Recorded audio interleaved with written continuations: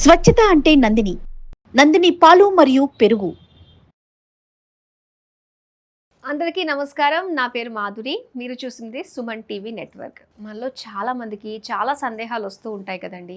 ఈ ఇంట్లో ఇది ఇక్కడ ఉండొచ్చా, ఇక్కడ పెడితే ఏమన్నా అవుతుందేమో, మా వాళ్ళు ఇక్కడ పెట్టకూడదు అన్నారు, కానీ వీళ్ళు ఇక్కడ పెట్టచ్చు అన్నారు, మరి అది చేయొచ్చా, చేస్తే ఎలాంటి వైపరీత్యాలు మనం ఎదుర్కోవాల్సి వస్తుంది. ఇలాంటి ఎన్నో సందేహాలు, ముఖ్యంగా ధర్మ సందేహాలు మనకు ఉంటూ ఉంటాయి. సో వాటిని నివృత్తి చేసుకునే ప్రయత్నం అయితే మనం ఈ కార్యక్రమం ద్వారా చేసుకుందామండి. మరి వీటన్నిటి గురించి మనకి చక్కగా తెలియచేయడానికి మనతో పాటు ఉన్నారు ప్రముఖ వాస్తు జ్యోతిష్య పండితులు బ్రహ్మశ్రీ నానాజీ పట్నాయక్ గారు. నమస్కారం గురువు గారు. శ్రీమాత్రే నమః. గురుగారు, మనిషిగా ఉన్నప్పుడు వాళ్ళకి వాల్యూ ఇవ్వము, వాళ్ళు దూరం అయిపోయిన తర్వాత అర్రే అని చెప్పేసి ఫీల్ అవుతూ ఉంటాము. అలానే ఏదైతే ప్రాణశక్తి ఉందంటే మనిషి ప్రాణం పోతే శవం అయిపోతూ ఉంటారు.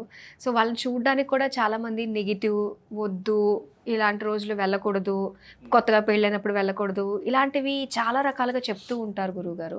అసలు ఇలా మరణించిన వారి ఇంటికి వెళ్ళి వచ్చిన తర్వాత మనం ఇంట్లో పాటించాల్సిన నియమాలు ఎలా ఉంటాయంటారు? తప్పకుండా అమ్మా. ఫస్ట్ ఆఫ్ ఆల్ ఏంటంటే మనకి మరణము కానివ్వండి, జననం కానివ్వండి, దానికి కొంత ఉంటుంది, ఒక 11 రోజులు అనేటువంటిది ఉంటుంది. అయితే ఈ మరణ సంబంధించినటువంటి విషయాల్లో రామాయణంలో ఒక గొప్ప విషయం ఉంది. ఏమిటంటే అది మీకు ఒక శత్రువు ఉండొచ్చు, మరణించిన తర్వాత ఆ శత్రుత్వం అక్కడితో అయిపోతుందని చెప్తుంది రామాయణం. ఏమిటంటే రావణాసురుడు మరణించిన తర్వాత విభీషణుడు అడుగుతాడు, ఎందుకంటే ఇప్పుడు రాజ్యం మొత్తం రాముడిది అది. అయితే రాముడు గొప్పతనం ఏంటంటే, మీరు రామాయణంలో 2 గమ్మత్తైన విషయాలు ఉంటాయి. విభీషణుడు వాళ్ళ యొక్క పరివారంతో ఇంకా మనకి ఆ సముద్రాన్ని దాటక ముందు లంకకి యువతలు ఉన్నప్పుడు రాముడిని వచ్చి కలిసినప్పుడు విభీషణుడికి ముందుగానే పట్టాభిషేకం చేసేస్తాడు. అంటే రాముడికి ఉన్న కాన్ఫిడెన్స్ అది, నేను ఎట్లాగైనా సరే రావణాసురుని సంహరిస్తాను, నేను రాజ్యం చేసేస్తాను. అలాగే రెండోసారి చాలాసార్లు ఉంది, బట్ ఇంకోసారి ఏంటంటే లవణాసురుడు అని ఒక రాక్షసుడు ఉంటాడు.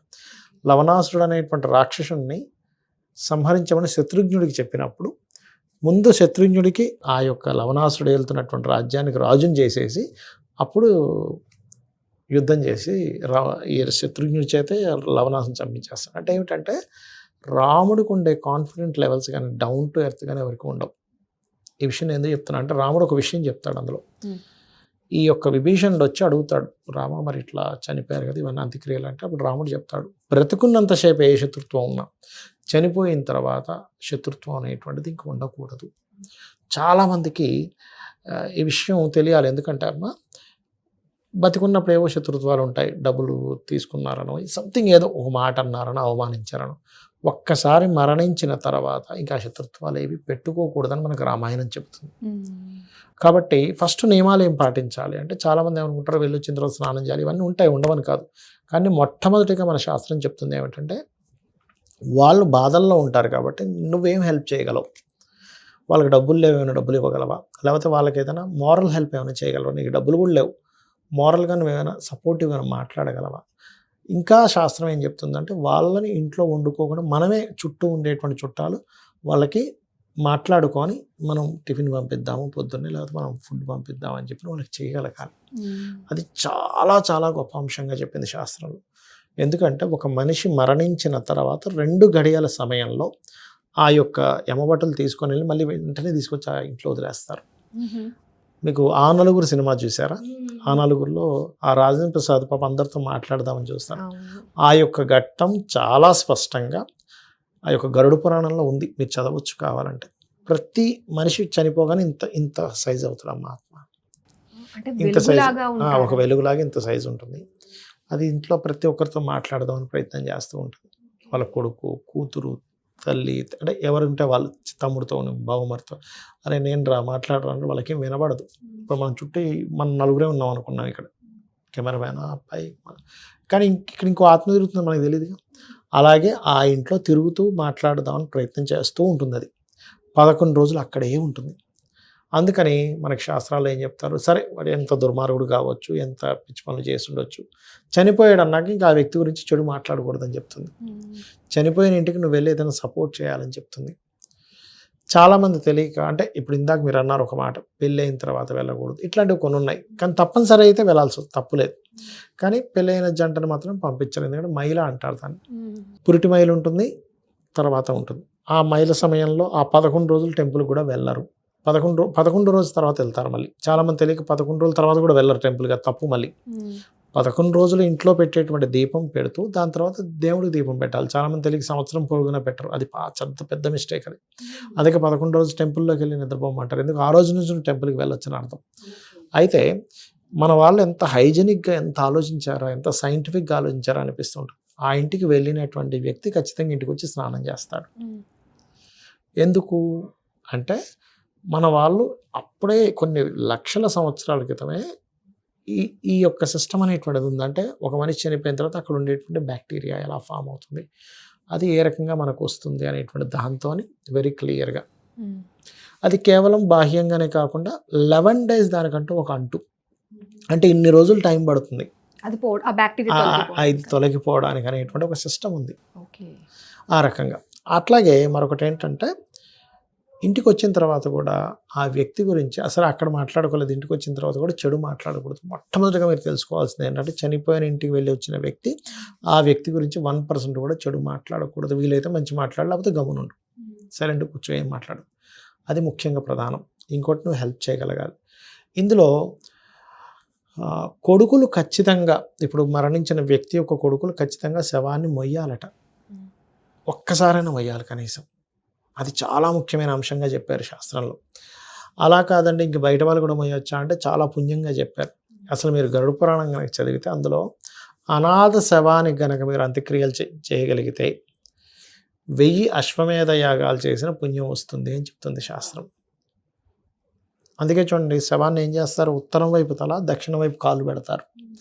ఎందుకు? నువ్వు ఇంట్లో నిద్రపోయేటప్పుడు ఉత్తరం వైపు తల పెట్టుకోవద్దు అంటారు. ఎందుకు? నువ్వు మరణించినప్పుడు పెట్టాల్సిన పొజిషన్ అది. అందుకని ఆ సమయంలోనే పెడతారు. ఓకే, మరొక విషయం ఏంటంటే, ఆ ఇంటికి ఇందాక మనం మాట్లాడుకున్నట్టుగా పెళ్ళైన వాళ్ళు, కొత్తగా పెళ్ళైన వారు వెళ్ళరు. 11వ రోజు తర్వాత ఖచ్చితంగా వెళ్ళాలి. ఇవన్నీ శాస్త్రంలో చెప్పబడింది. మరికొంతమంది విదేశాల్లో ఉంటారు, వాళ్ళకి తెలియలేదు. తెలిసిన రోజు నుంచి 11వ రోజు పాటించమని చెప్పింది శాస్త్రం. అంటే నాకు ఇక్కడ ఒక డౌట్ గురుగారు, ఇప్పుడు 11 రోజు మైల అన్నది ఏంటంటే బ్యాక్టీరియా ఉంటుంది, అదొకటే కాదు, మీకు జీన్స్ ఉంటుంది కదమ్మా. ఇప్పుడు ఎందుకమ్మా మీకు ఎందుకు, కొంతమంది మరణించే ముందు కల్లోకి వస్తారు, వాళ్ళ స్వప్నంలోకి వచ్చి వెళ్ళిపోతారు. రాత్రి నాకు కల్లోకి వచ్చారండి అంట, వెంటనే నెక్స్ట్ డే జరుగుతుంది. లేదా వాళ్ళకి సంవత్సరీకం వచ్చినప్పుడు వాళ్ళకి కల్లోకి వస్తారు. అంటే మనం కేవలం సైంటిఫిక్ ఒకటే కాకుండా, బ్యాక్టీరియా అనే కాకుండా, ఇక్కడ కొంత లింక్ ఉంటుంది వాళ్ళ ఫ్యామిలీతో సహా, వాళ్ళ ఫ్యామిలీకి. అందుకే పర్టికులర్గా కొన్ని పాటించాలి.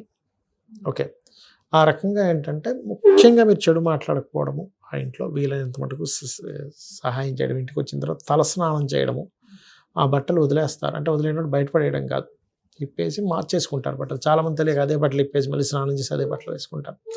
అలా వేసుకోకూడదు. ఇలాంటివి ముఖ్యంగా పాటించాలి. ఇంకోటి ఏంటంటే, మొదటి రోజు వెళ్ళిన వాళ్ళు ఖచ్చితంగా 11వ రోజు అటెండ్ అవ్వాలి మళ్ళీ. చాలామంది తెలియక ఫస్ట్ డే వెళ్ళొచ్చేసాం కదా అనుకుంటారు. కాదు, ఖచ్చితంగా ఫస్ట్ డే వెళ్ళామంటే 11th డే వెళ్ళాలి. అలానే ఫస్ట్ డే వెళ్ళదు కదా 11th డే వెళ్ళకూడదని కాదు. ఇంకోటి ఏంటంటే, శాస్త్రంలో చెప్పినటువంటిది, నీకు పెళ్ళికి పిలిచినా వెళ్ళకపోయినా పర్లేదు, కానీ మరణానికి వాళ్ళు పిలవకపోయినా వెళ్ళాలి. నేనున్నానని ఒక ధైర్యం ఇవ్వాలి కదమ్మా. వాళ్ళ అయ్యో ఎవరు లేరనే ఫీలింగ్ ఉండకూడదు. ఎంతమంది ఎక్కువ మంది వస్తాం, నాకు ఇంతమంది ఉన్నారే మా వాళ్ళని ఒక ధైర్యం వస్తుంది. ఒక కుటుంబం ఒక పెద్ద దిక్కును కోల్పోయినప్పుడు వాళ్ళకి ఎంతో బాధ ఉంటుంది. అయ్యో ఈ పెద్ద దిక్కు పోయింది అలాగా. అంతమంది చుట్టాలు వచ్చినప్పుడు ఏమవుతుంది, ఒక ఫీల్, ఒక పాజిటివ్ ధైర్యం వస్తుంది. ధైర్యమే కదా మనిషిని బతికిస్తుంది. అలానే చాలామంది ఇది ఏంటంటే, వద్దు వాళ్ళ ఇంటికి వెళ్ళి వస్తే అలాంటి టైంలో మనకి కీడు వచ్చేస్తుంది, మన ఇంట్లో వాళ్ళకి ఏదైనా జరుగుతుంది అని అనుకుంటూ ఉంటారు. అలా అయితే మీకు గరుడ పురాణంలో అంత స్పష్టంగా అంత క్లియర్గా వెళ్ళిరండి అని ఎందుకు చెప్తాడు? మహావిష్ణువు గరుడ పురాణం చెప్పింది ఎవరు అంటే, మహావిష్ణువు గరుడు చెప్పాడు. అంటే విష్ణుమూర్తి ఎందుకు చెప్తాడు ఒకసారి ఆలోచించాలి. చాలామంది ఏమనుకుంటారంటే, గరుడ పురాణం ఇంట్లో పెట్టుకోరు కూడా. ఇంట్లో పెట్టుకోవాలని చెప్పింది శాస్త్రం. ఇంట్లో గరుడ పురాణం ఉంటే యమబాధలు తగ్గుతాయి. అలానే భగవద్గీత కూడా చచ్చిపోయినప్పుడు మాత్రమే చదవాలి అని చెప్పేసి ఇంకా నమ్ముతున్నారండి చాలా మంది. అలా అసలు చిన్నపిల్లలకి ఫస్ట్ భగవద్గీత నేర్పించాలి. మోటివేషనల్గా బాగా పనిచేస్తుంది. అసలు నువ్వు దేనికి బాధపడుతున్నావు, దేనికి బాధపడకూడదు, అసలు నువ్వు దేని గురించి నువ్వు అనవసరంగా కంగారు పడుతున్నావు, అసలు జీవితం అంటే ఏమిటి, నువ్వు ఆత్మస్వరూపుడివి, కనబడుతున్న శరీరం కేవలం తాత్కాలికం అనేటువంటి నిజంలో మనిషి బ్రతుకుతాడు. అది చిన్నప్పటి నుంచి వాళ్ళకి వస్తుంది. తెలియపరచాలి. ఓకే గురుగారు, నిజంగా చాలా మందిలో ఉండే అపోహలన్నీ కూడా ఈరోజు ఈ వీడియో ద్వారా పటాపంచలు అయిన ఫీలింగ్ అయితే కలుగుతుంది. చాలా మంచిగా అందరికీ తెలియజేసినందుకు ధన్యవాదాలు. శ్రీమాత్రే నమః.